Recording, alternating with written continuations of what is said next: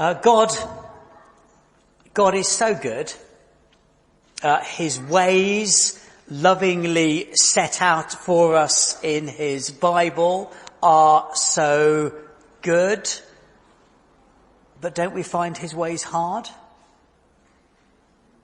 In my sort of daily Bible readings over the last couple of weeks, I've been reading through the Sermon on the Mount, forgiving those who don't deserve forgiving, being generous when I'd rather spend on myself and my family, scrupulous honesty,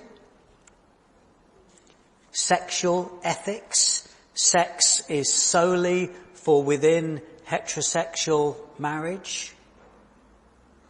Keeping the Lord's Day special. Honouring my elderly parents. Guarding my tongue from gossip, from lies, from lashing out. Who can live like this? And here's the point of the book of Daniel. Who can live like this when the surrounding culture, the people we live with, the people we work with, the people we work for, think God's ways are a bit twee, they're outdated, they're wrong? And to make matters worse, who can live like this when living like this is uncomfortable, it's costly, and it doesn't seem to get me anywhere? Daniel chapter 1, as I said, I've listed some of the things to look out for on the pew sheet. God is more sovereign than we realise. God's people are more tempted to compromise than we admit. God's purpose for us is more wonderful than we can imagine. God's ultimate servant who makes us like him. We're 580 BC. We're not in Israel. We are in Iraq, then part of the Babylonian Empire. The ruler of Babylon then had done to Israel what today the ruler of Russia wants to do to Ukraine. Nebuchadnezzar had invaded, he had installed puppet rulers, he had ransacked, he had destroyed, and he had marched tens of thousands of people hundreds of miles into exile. And here's the clever bit, I use clever in inverted commas, here's the clever bit. The cream of the Israeli young people, so these are the straight A students, these are the Oxford students, the cream of the crop, he took them into his palace. And he gave them the finest education, the finest lifestyle, and the promise of a fine and influential future. That's so clever, isn't it? The existing rulers of Israel, the existing influential people, well, Nebuchadnezzar was merely able to capture their bodies. But the next generation, Nebuchadnezzar was after their hearts and their minds, and then Israel would be forever Babylonian. So clever. Verse 1, in the third year of the reign of Jehoiakim, king of Judah, Nebuchadnezzar, king of Babylon, came to Jerusalem and besieged it.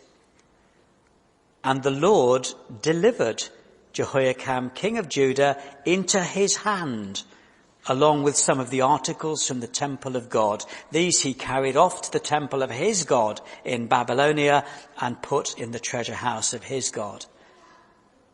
It is impossible to overstate how devastatingly awful the invasion and exile was. But did you note the surprise in verse 2? Did you note the shock in verse 2? Verse 2, and the Lord delivered Jehoiakim, king of Judah, into Nebuchadnezzar's hand. Now that's sobering, but it's also reassuring. It's sobering. Yes, the Lord The Lord was behind the destruction of Jerusalem, the exile of his people, the suffering they were experiencing. Here's my first point. God is more sovereign than we realize. What do we mean by that word, sovereign? Well, we mean ruling. We mean actively ruling, exercising his rule, making things happen. It's a few weeks since I've been in church. New Year's Day, I was really struck. Pat Woodward, she led the prayers for us on New Year's Day. And she spoke in her prayers of the fact that we only see the part of the story of our lives that we're in at the moment. And quite often we don't see how that fits into God's big eternal story. And that's hard when things don't go as we imagine that they should. It's bewildering to us, and that causes us to start to ask the why is this happening question. God is sovereign means that he has a story that he is actively progressing. I think too often we think of God as this passive bystander. And yes, he'll step in to comfort us. He'll step in to encourage us when we ask him to. But no, he's not passive. He's active. He's ordaining. He's ordaining everything. He is even ordaining the tough things that happen. Even ordaining the death of his own son. God has a story. God will accomplish his story. Nothing will not go according to plan. The horrendous exile to Babylon, well, God had been saying for centuries that he would do this if his people continued to willfully break his covenant. They continued to disregard him, and so it happened as he said. But, and it's a big but all of this within his overarching good purposes of his eternal story, where one day rescued exiles will be part of a perfect new heaven and earth. God is more sovereign than we realize. I look back at the disasters in my life, the disasters caused by myself, the disasters caused by others. Can I detect God's goodness in every one? Honestly, no. I can in some, but not yet in others. But one day I will indeed see his goodness in everyone. God is more sovereign than we realize. And that is good.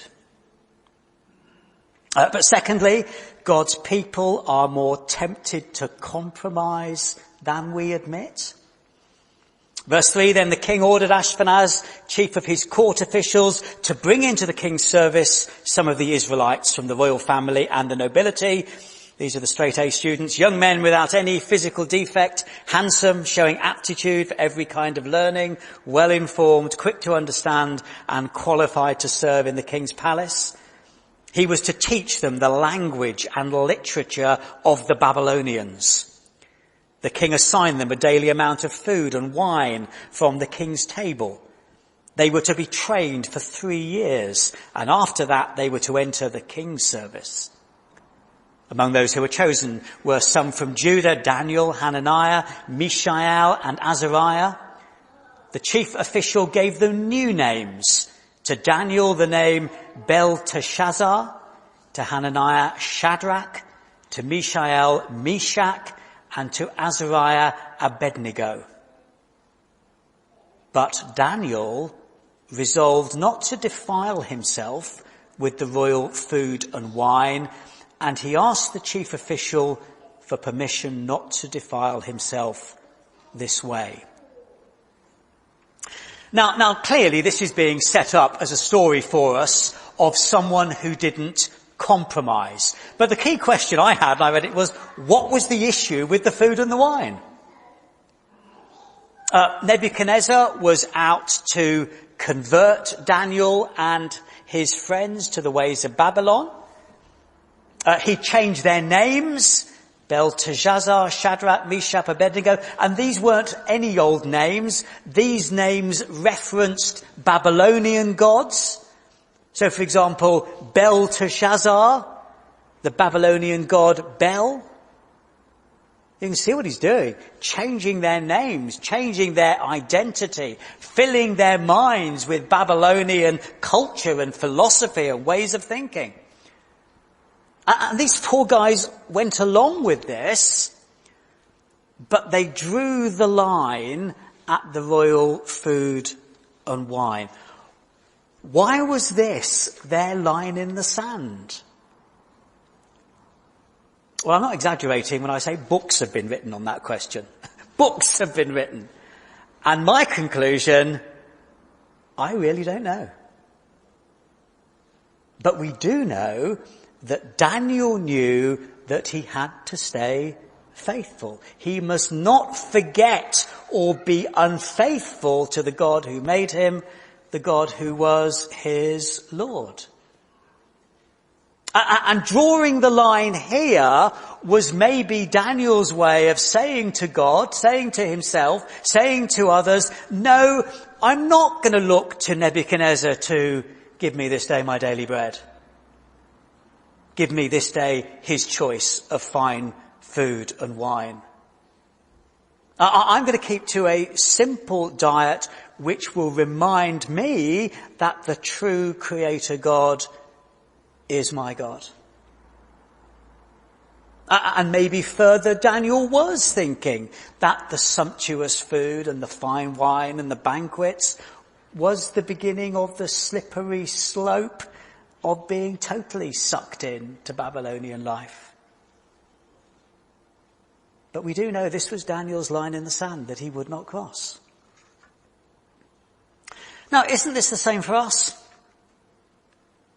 In our relationships with our non-Christian friends, in what we do in the workplace, in what we watch on the television or online, there is always a line in the sand which we must not cross. But every situation is different. You're with your family. Maybe this happened at Christmas, I don't know, and the conversation just goes in a direction that it shouldn't. Do you join in? Do you stay silent? Do you slip out of the room to quietly make a cup of tea? Do you make a verbal stand? And the right answer is, it depends. It depends on the issue. It depends on the relationship you have with that particular family member. And it's the same in the workplace. What issue do you take a stand on, and what issue do you let go? What battle do you choose to fight? There is always a line somewhere, and sometimes it's obvious, but often it takes wisdom to work it out. And this is central to godly wisdom, isn't it? This is why we meet Sunday by Sunday. We see in Daniel wisdom and courage and self-discipline and self-control. And as we read and ponder, we realize that God's people are more tempted to compromise than we admit. Because it's easier to go with the flow. That there are always circumstances where we will be tempted to let things slide, to join in, to ignore God's good ways because we think that in this particular instance we actually know best, or often simply because the alternative just feels too hard. You'll be aware that this week the bishops have issued a paper concerning marriage and same-sex relationships. I spent all day yesterday. I travelled from Swansea to London first thing. I spent all day yesterday meeting with other church leaders, poring over the very long and complicated document. And the bishops in the document admit they are completely divided on this issue.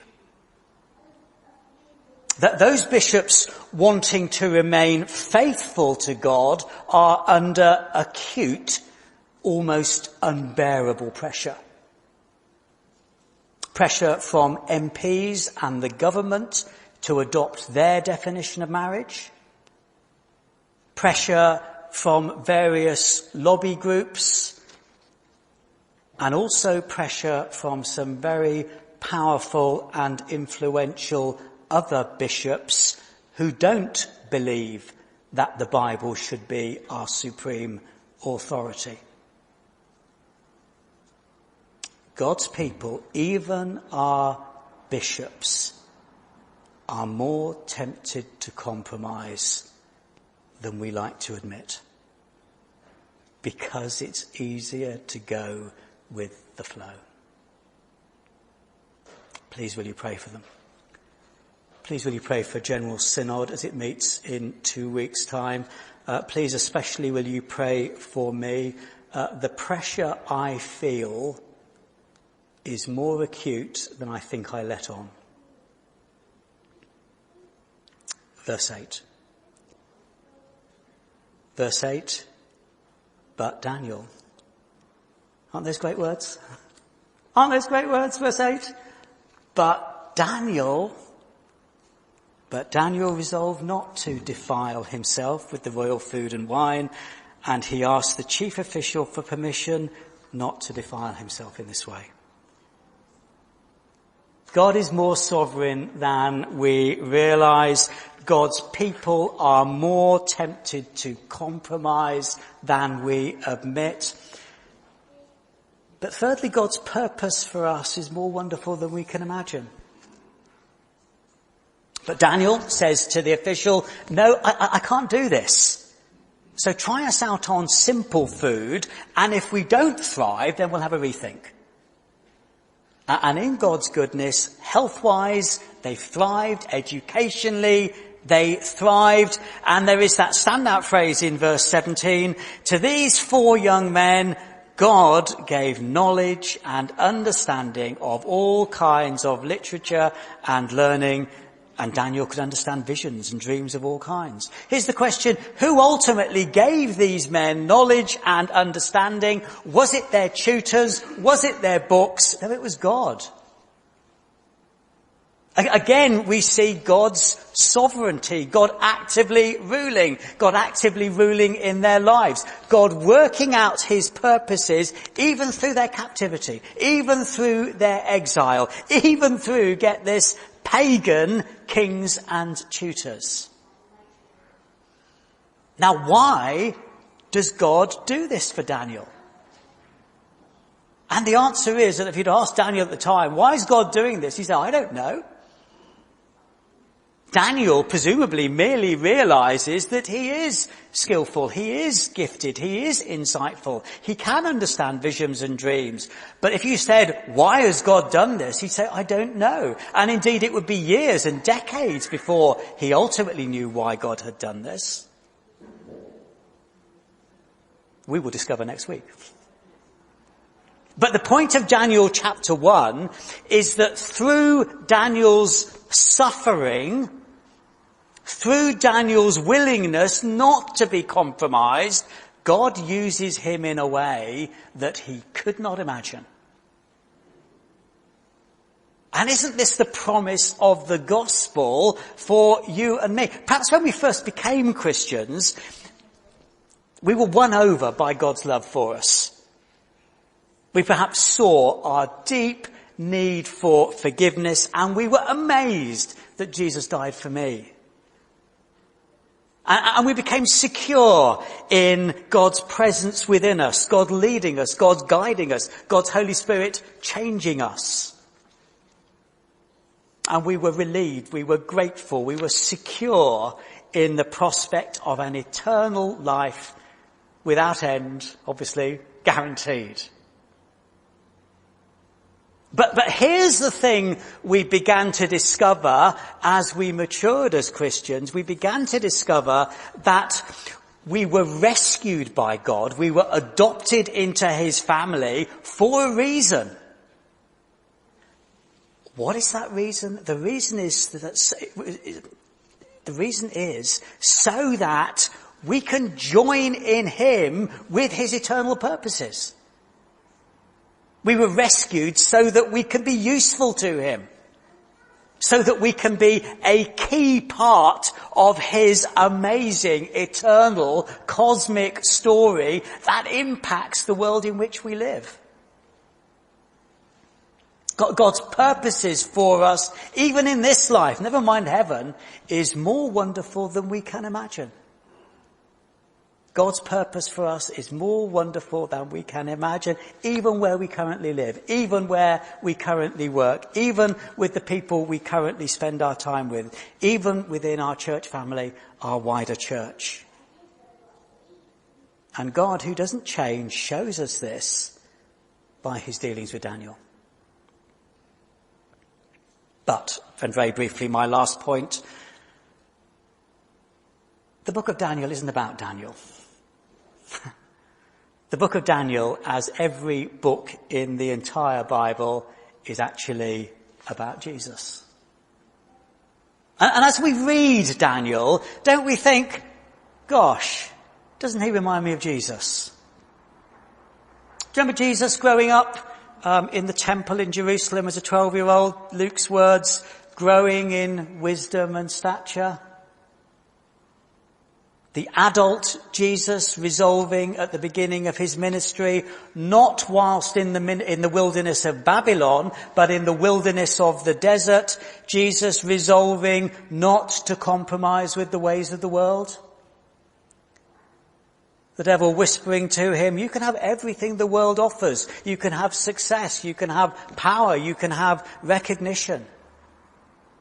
You can use everything available to you for your personal fulfillment.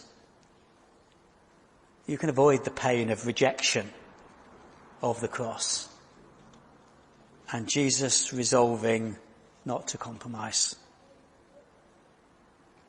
Can we see this? Daniel, a picture in advance of Jesus. We see in Daniel a glimpse of God's ultimate servant, Jesus. Do I want to be like Jesus? Yes, I do. And Daniel is showing me what that looks like.